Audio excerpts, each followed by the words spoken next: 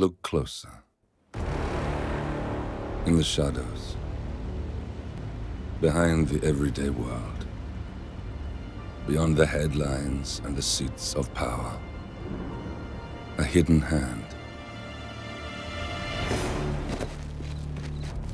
Hitman 2016 kicked off the World of Assassination trilogy and proved to be an amazing game, one of the best in the franchise. Developer IO Interactive experienced some significant troubles behind the scenes, but still managed to push out an impressive sequel. It's more of the same with some refinements, but still a great game.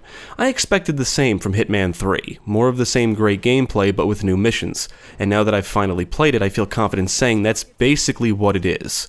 Developed and published by IO Interactive, Hitman 3 was released for PC, PlayStation 4, PlayStation 5, Xbox One, Xbox Series XS, Stadia, and Switch via cloud gaming in January 2021. For this review, I played the PC version.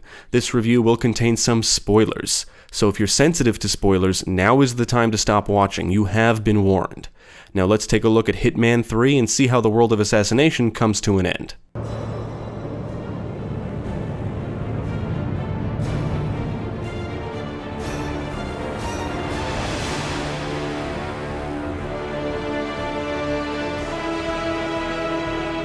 On their quest to destroy Providence, the shadow organization that basically governs the world behind the scenes, Agent 47, Diana Burnwood, and Lucas Gray continue to hunt down and eliminate their high-ranking members. Meanwhile, the International Contract Agency, ICA, is hunting down the trio, and Providence tries to convert Diana, hoping she betrays 47. The plot does explore more of 47's past and even Diana's past, and also touches on their unique relationship. I won't spoil too much, but I do think Hitman 3 is a decent conclusion. I cannot say anything really surprised me though. Hitman 3 does convey a slightly darker tone and atmosphere than its predecessors while still retaining the series' cinematic quality, landing somewhere in the spy thriller territory. I'm happy to say the cutscenes are more in line with the quality of those from Hitman 2016 than Hitman 2. So, the end of the line. You ready for this? Are you? Who will you be without a score to settle? I guess the world's most wanted fugitive will have to do.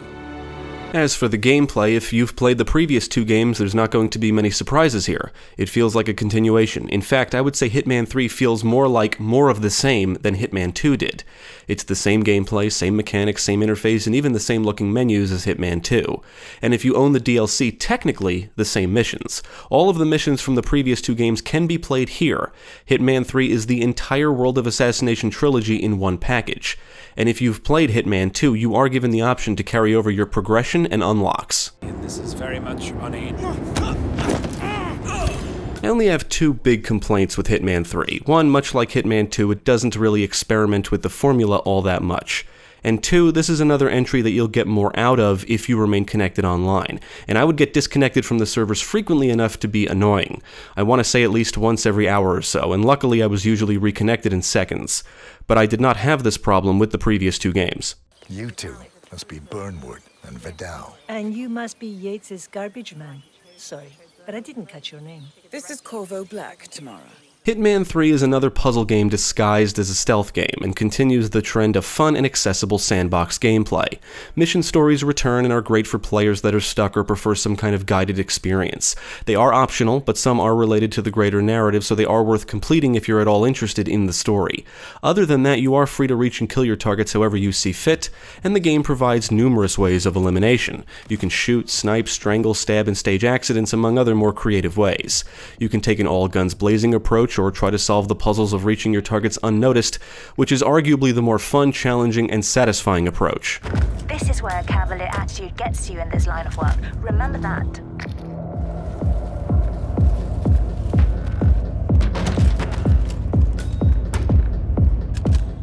Most maps are large sandboxes with plenty of areas to discover, items to find, and things to interact with. You can even unlock shortcuts, which can be helpful on subsequent playthroughs. And 47 can use a camera to take pictures for intel and hack and unlock things. The maps can be overwhelming and daunting, especially if you're new to the series, but the mission stories are there to help you most of the time.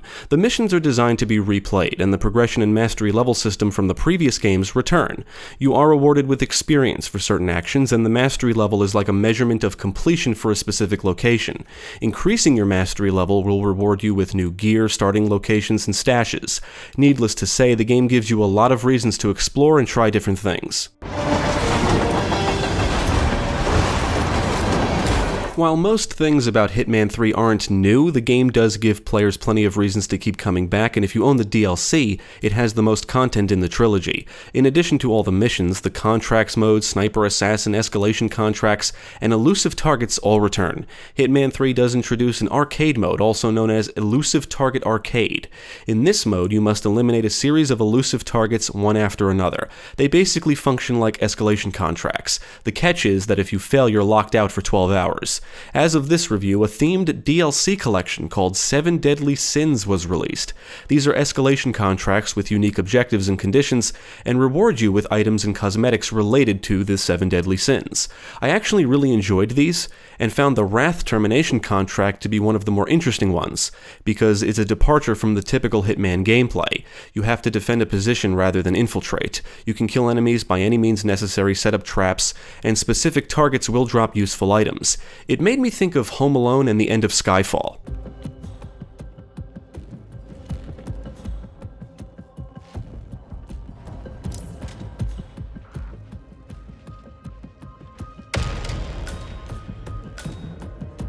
As for the story missions, they definitely feel like a series of missions that would appear towards the end of a game, which does make sense considering how this trilogy started.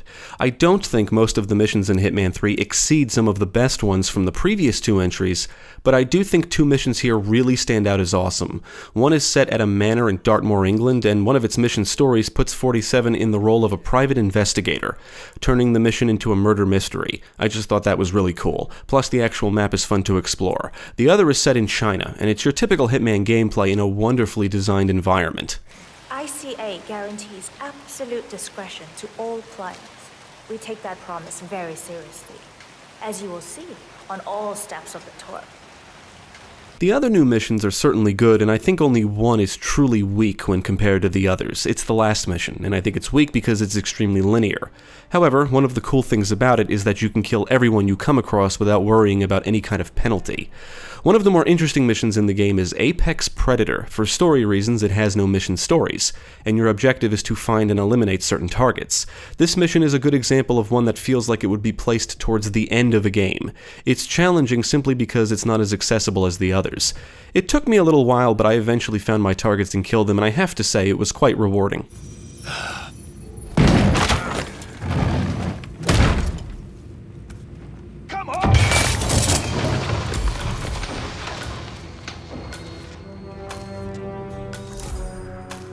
One thing I don't like is that some mission stories seem to force you into hostile situations. I don't like it because traditionally that doesn't happen. Mission stories typically get you close to a target or objective, and the rest is up to you. In Hitman 3, some of them made me feel like I was forced to shoot or be aggressive, and that can suck if you're trying for that silent assassin rating. I firmly believe one mission story in particular fucked my rating because it basically guided me to using a gun, and as a result I killed 2 non-targets. It might be possible to complete the mission story another way, but you may have to bring the right gear or find and use the right tools, but I had no idea what was going to happen on my first run through it. It's not really a big deal since the missions are designed to be replayed, but it did throw me off when it happened.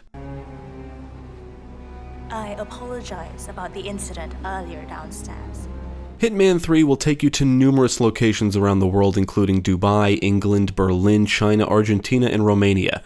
Most maps are large and intricate with multiple levels, doors, paths, areas, and people and guards walking and standing around and interacting.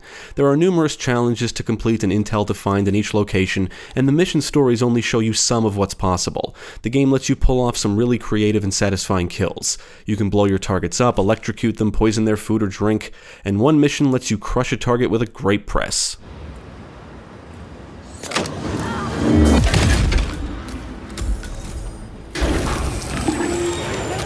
good. Looks like one for the mat. Just like the previous two games, visually, Hitman 3 is beautiful, with well-detailed environments. The presentation is colorful, many backgrounds are gorgeous, and each location looks and feels distinct. The character models look good, light and visual effects look great, and the game does support ray tracing. The audio work is in line with the previous entries, meaning it's excellent. Everything from weapons fire to explosions to the soundtrack sounds great. The music helps drive that cinematic feel and elevate drama and tension. On the technical side, in addition to the server disconnects, the game did crash on me once, and I noticed some dips in the frame rate here and there. I really enjoyed my time with Hitman 3, but there's not much I can say about it that I haven't said about its predecessors. I love it for the same reasons. However, I do think some of the new missions here don't exceed or are just not on the same level as those from the previous games. Now, don't get me wrong, the maps themselves are all well designed and are of great quality. But I didn't care for some of the situations the mission stories put you in, and the linear final mission, while still fun, doesn't offer the same kind of satisfaction as the bigger sandbox maps. Now, it's more about the quality of the set of missions as a whole than anything else. When Hitman 3 is doing its typical Hitman thing, it's a phenomenal experience, and that's most of the time. But ultimately, I think Hitman 2 has the best set of missions in the whole trilogy. Luckily, you can play through all of those missions and the missions from Hitman 2016 in Hitman 3. That said, I think Hitman 3 is the best game in the trilogy just for that fact alone. It's everything in one package. Furthermore, all the game modes ensure there's plenty of content to keep you coming back for a long, long time.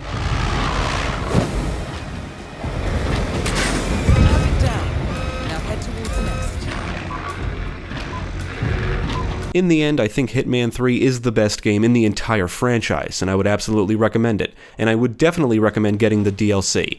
That said, there's basically no need to play through the previous two games since you can experience it all here. I would say this is the best way to experience the World of Assassination trilogy. Definitely check it out. Look, I know Hush.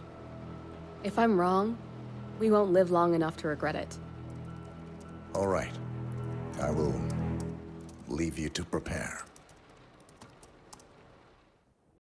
Thank you for watching. If you enjoyed this video, check out the rest of our channel, follow us at the links below, and you can also support us on Patreon. If you're interested in more gaming content, check out our friends over at Gamecast.